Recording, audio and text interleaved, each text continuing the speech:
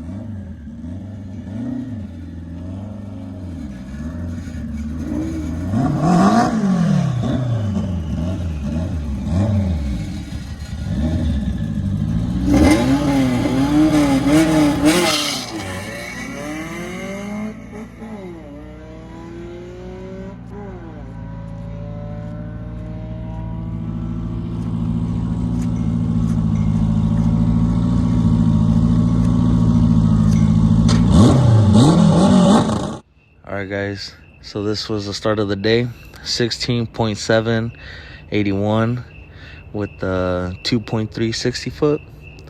Second pass 15.8, 15.9, 16.2, 15.9 again with the 85, but a 0 to 60 and 2.16. And then lastly, we had a 5.5 at 86 with a 2.0 and reaction time of 1.65. What does the public say? You said 5.5, 15.5, my guy. Yeah, it's 15.5. You said 5.5. Oh, 15.5. Look at this man. He is gone. Tired, man. Jeez, we're all tired. And I hope you guys like those clips. That was from my first track day. Unfortunately, I didn't get any clips other than those because I'll be honest with you guys, I was so excited. I wasn't even thinking about recording. I was honestly just trying to get on the lane, trying to hit a pass because as you guys will see in Dana's video, there wasn't a lot of people. So, the rounds went by pretty quick. The lanes were constantly open. So, I was getting in there, getting passes. So, definitely did a lot of improvement throughout the day. But I know that when I go back, there's definitely a lot of more improvement to do. Not only because I've already experienced the tree, which is definitely something new to me. Definitely, like I said, first time, never experienced something like that. So it was definitely game changing. And thank you, Dana. Thank you for taking me, and thank you for letting me borrow your wheel setup, and also all the knowledge that you let me know, so that way I could get the most out of the experience. But also thank you to the homie, it's Mike Jones. He's the one that let me borrow those slicks that I was wearing in one of those clips. Those definitely changed the game a lot, because when you're spinning, you ain't winning. So that's just it all, guys. And if you guys enjoyed that, definitely make sure to hit that subscribe button right now. But with that being said, we'll go ahead and start this video, and I hope you guys like this as well. We have a lot more coming to you guys, so stick around. Okay, onda amigos, welcome back. I first want to say my bad. My apologies. His bad. Extremely bad. I need to learn to record stuff before I do it, but pretty much today it's a day in the future, the end of the month. We've been diagnosing my car, as you guys know. We went B-Series, and it's all thanks to the man right here, Dana himself. The homie wanted to do B-swap, so I said, you know what, grab all the shit, let's make it happen. And boom, he lended me his driveway, and we made it happen, guys. But we did have a couple of issues arise. I was running a PR3 OBD0 ECU. As you can see right here, I'm still running my resistor box, and everything is OBD0 still. And pretty much what was going on was my ECU was throwing, what was it, like 4 codes, 5 codes? It threw multiple check engine lights. One, because it is chipped for VTEC. So this is a non-VTEC engine. It was throwing check engine lights for VTEC pressure switch, VTEC solenoid. And then it threw some random codes for IAT, outer control valve, and a whole bunch of like check engine lights that didn't make any sense. We swapped in my OBD0 LS ECU, and majority of it went away. And is there anything still on the dashboard? The only code right now is 43, which so 43 is fuel. Is it fuel? Fuel system. Or fuel system. Fuel system failure. System. Yeah. So, quickly, just want to talk about what's been going on with the car. So, when we finished this swap before Race Wars, which was like a month or so ago, the car actually ran perfectly fine. I mean, the only thing we had to deal with the car was different exhaust systems and the header being cracked and leaking, all that. Aside from that, the car actually ran great. You drove it every day, okay? And one day, this misfire appeared out of nowhere and fluctuating of the idle. So these last couple of nights, when Leo gets off of work, he comes here. These last couple of nights, we've been trying to diag to figure out what the misfiring, what's causing the misfire, and what's causing the fluctuation of the idle. So we went through a lot of stuff, 3 different ECUs, 2 different distributors. We did compression tests, which was good across the board. We did new spark plugs, we did spark plug wires, we swapped idle control valve, and it still has this misfire. So the last thing we didn't touch, which kind of makes sense because we can't smell fuel out of the car, is the injectors. We're worried that the injectors are either stuck open or stuck closed or whatever the case is it's doing. Cylinder 4 is wet, and cylinder 4 is the darkest one of all of the cylinders. So we got a set of injectors we're going to be swapping out right now to see if it'll fix our issue.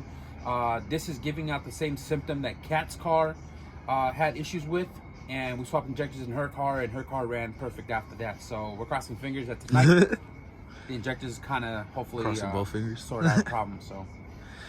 And guys, like I did mention, I'm bad at recording because, like Dana mentioned, I come after work and I'm coming when it's dark. Yeah, it's like 8, 9, 8:41, and guys, it is dark. and Bear too. I don't know if you guys know or if Leo even mentioned it any videos prior to this. The guy's busy now, so I mean, he comes here when he can, and then he still has an hour going home. So, yeah. Guy comes here late. We still try to make it possible to get this car running tips because it's your only car to go A, B, C, D, E, F, G. So we got to square it up. Yeah, I mean, not to say that it hasn't done it, but there's always improvement to be made. The car can run much healthier than it currently is right now. So we're trying to sort that out and get this running, get this engine running tops so we don't have any further issues.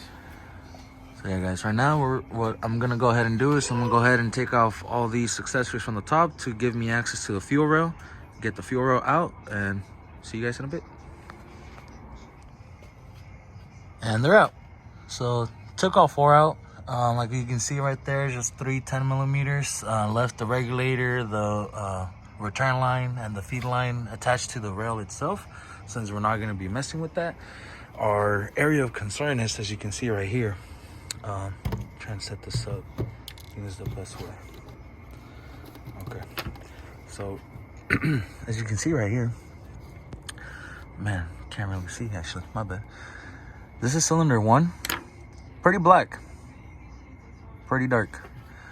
This is cylinder 2, about Honestly, the same. that's just like composite from the age, because these are the original injectors from your ceiling can, right? Yeah, so it's probably from age, but really, if this thing was bad, whether it's gunked up or not, we can't tell because it's the inside that we can't see what this is doing. We don't know if it's stuck or if it's clogged or if it's closed.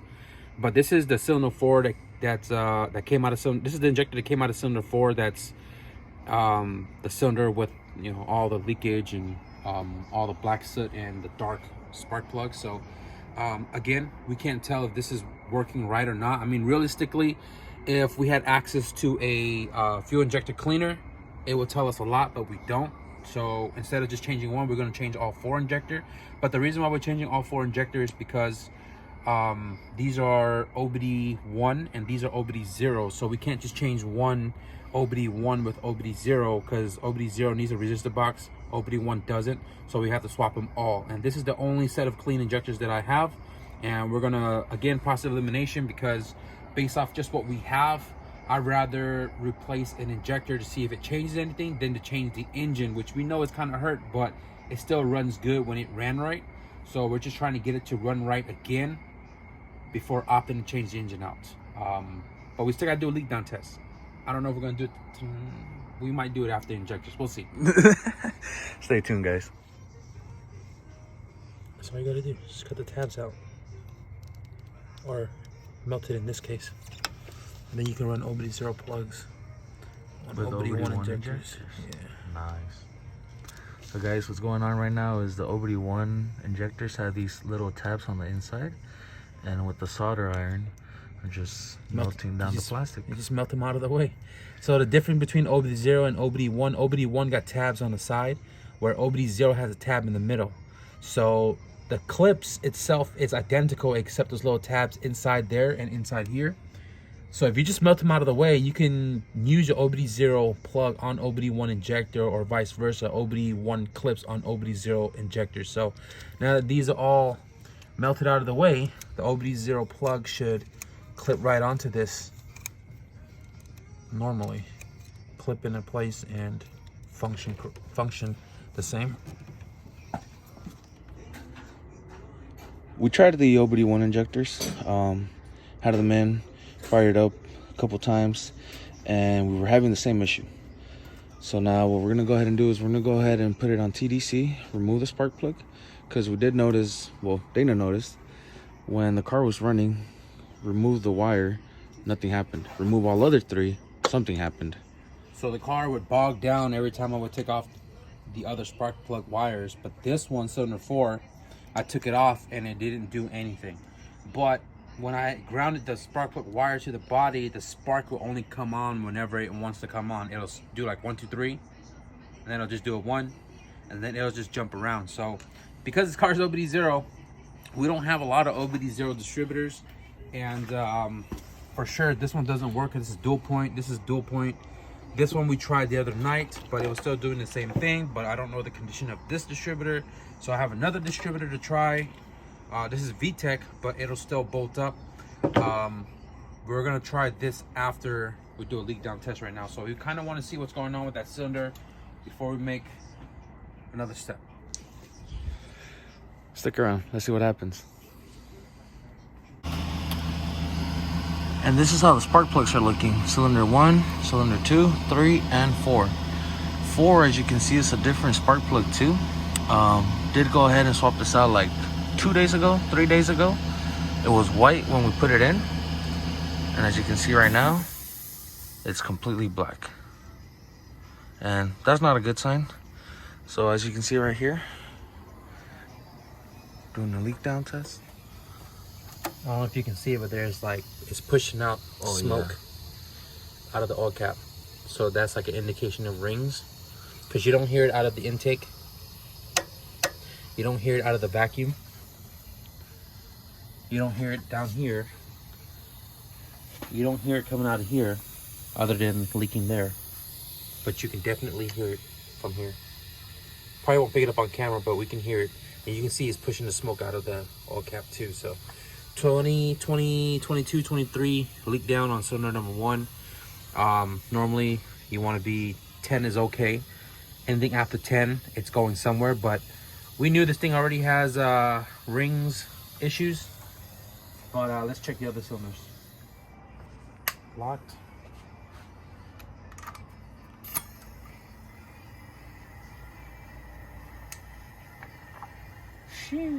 We're at 36% leakage, and you can hear it right off the rip.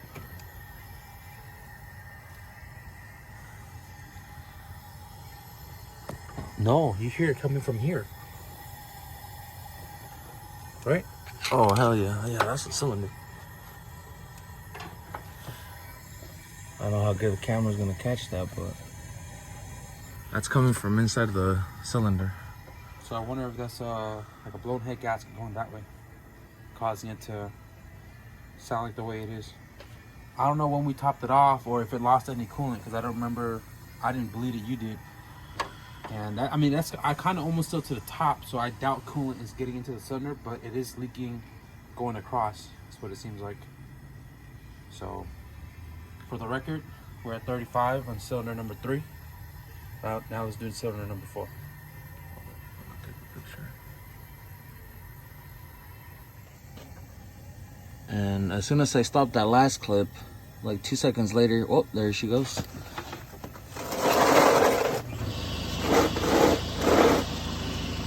So we are bubbling from the coolant, which indicates blown head gasket, which correlates to having more than 20%.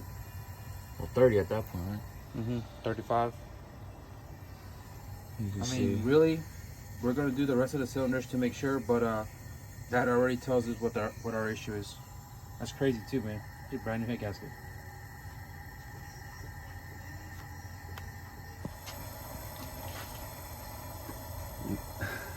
Speechless, to say the least. I mean, no other words. I'll tell you what, that's the first time I ever seen this. 100% leakage in cylinder 4, leaking out of cylinder 1.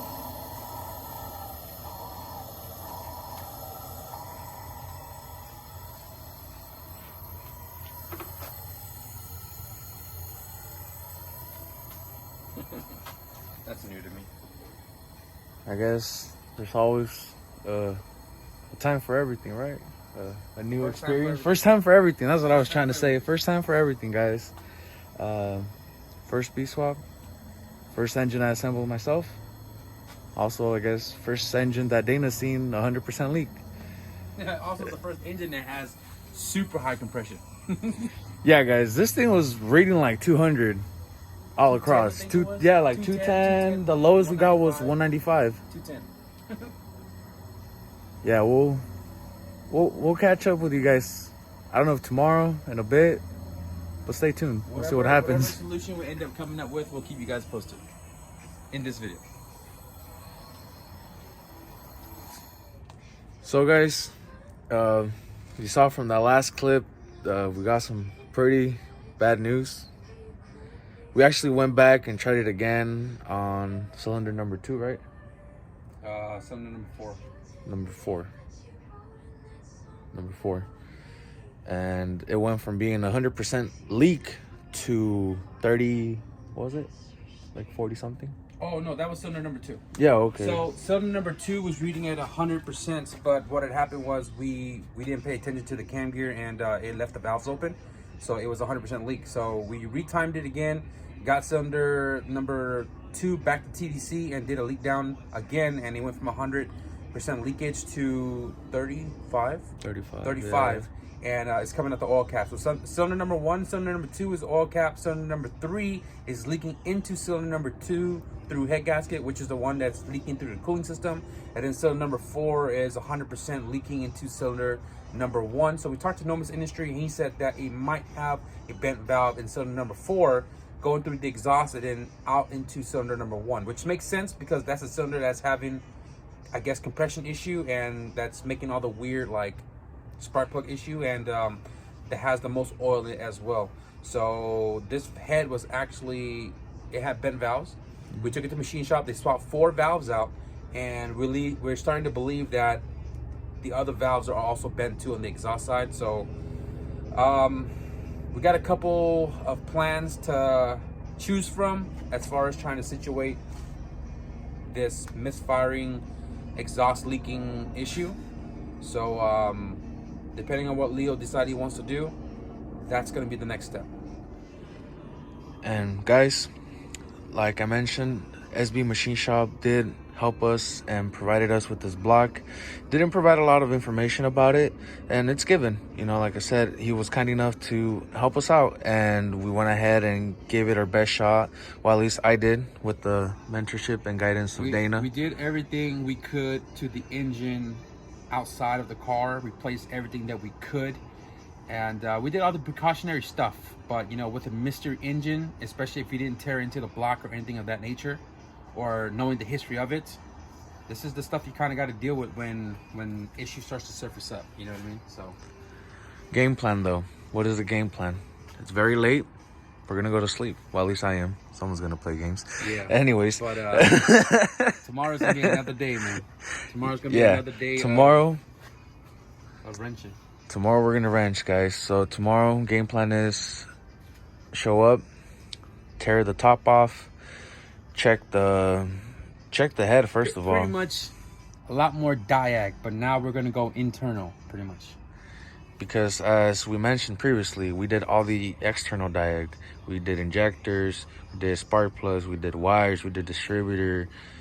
I mean, shoot, we tried 3 different ECUs. We did 3 different sets of we did injectors. process of elimination. That's what we did, based off of how the car was acting and what we were seeing. So we did process of elimination of everything we could, everything we had in the garage, and nothing has changed. So the leak down test, thank you to Nomus Industry for the tip of the tool and to do it, because the leak down test actually tells you a lot. So when we finally figure out the leak down test and where it was going, now we got to dig internally. So all that we could have done outside, we did. Now we got to dive deeper, pretty much. And guys, with that being said, thank you for joining us. Make sure you like, comment, subscribe. Stay around for more. Subscribe to Leo if you guys want to see how we go about fixing this issue. Have a good one, guys. See you on the next one.